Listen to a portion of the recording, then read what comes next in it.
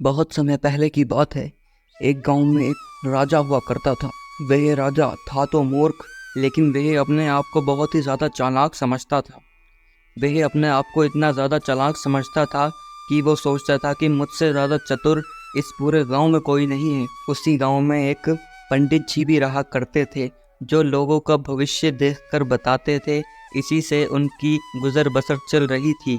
एक दिन पंडित जी के पास गांव का एक अमीर आदमी अपना भविष्य देखने के लिए आता है। अरे पंडित जी, मैं आजकल थोड़ा परेशान चल रहा हूँ। क्या मुझे आप तुम मेरा भविष्य देखकर बता सकते हो? हाँ बच्चा, अवश्य, क्यों नहीं। तुम अभी रुको, मैं अभी बताता हूँ। फिर पंडित जी थोड़ी देर सोचने लगते हैं और सोचने के बाद बोलते हैं। अरे बच्चा, तुम्हारे ऊपर तो भारी संकट आया हुआ है। कुछ दिनों में ही तुम गरीब हो जाओगी। अरे पंडित जी, तुम ये क्या कह रहे हो?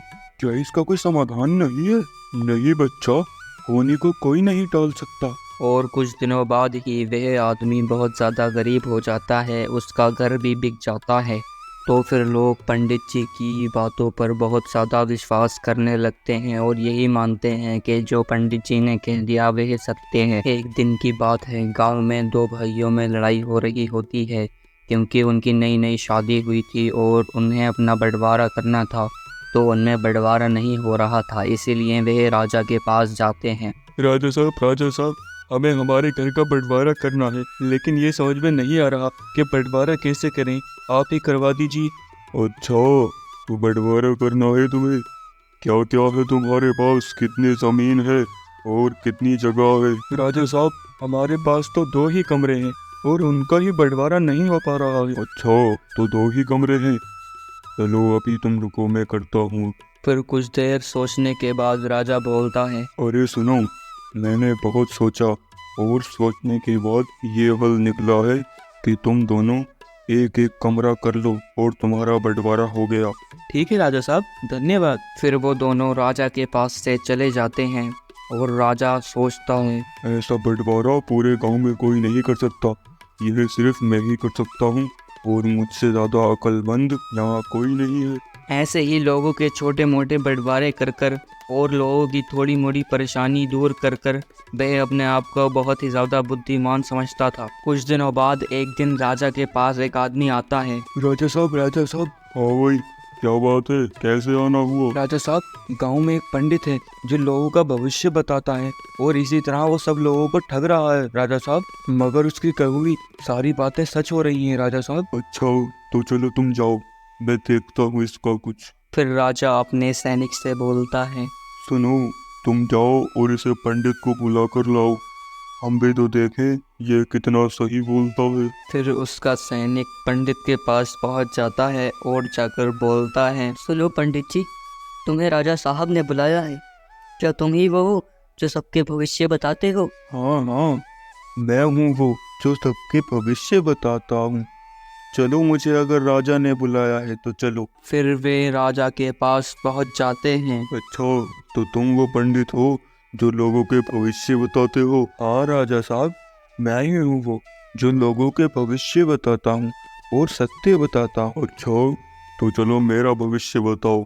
मेरे भविष्य में क्या होगा? फिर पंडित जी कुछ देर सोचते हैं और फिर बोलते हैं। राजा साहब, आपका भविष्य तो बहुत ज़्यादा उज्जवल है। आपको आने वाले समय में और धन की प्राप्ति होगी और आप बहुत बड़े राजा बन जाएंगे। ये सब बातें सुनकर राजा बहुत ही ज़्यादा खुश हो जाता है और इस खुशी के होते हुए वह उस पंडित को बहुत सारा चांदी सोना दे देता है।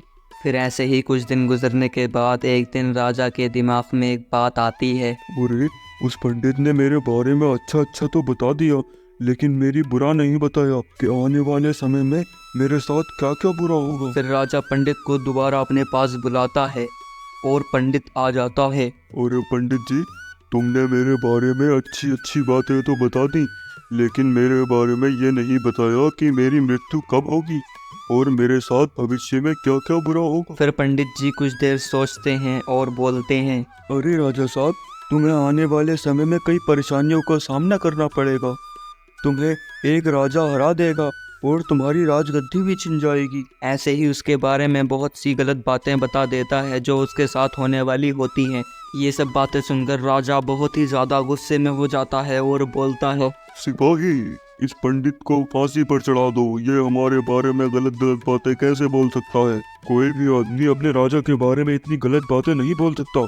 तुम इसे अभी तुरंत फांसी पर चढ़ा दो और बिल्कुल भी मत सोचना। ये सुनकर पंडित बहुत ही ज़्यादा डर जाता है और वह ये सोचने लगता है कि अब मैं इस परेशानी से कैसे निकलूं। और तभी पंडित के दिमाग में एक आइडिया आता है और वह बोलता है, अरे राजा साहब, मैं आपको एक बात बताना तो भूल ही गया कि जैसे ही मेरी मृत्यु होगी उसके 1 घंटे बाद ही आपकी मृत्यु हो जाएगी। राजा ये सुनकर बहुत ज़्यादा डर जाता है और फिर बोलता है, अरे सैनिक सुनो, ऐसा करो, तुम इसे फांसी मत लगाओ अब और इसे जाने दो। अरे अगर ये मर गया तो मैं भी मर जाऊंगा। अरे अगर ये मर गया तो मैं भी मर जाऊंगा। और इसी तरह पंडित राजा को मूर्ख बनाकर अपने घर वापस आ जाता है।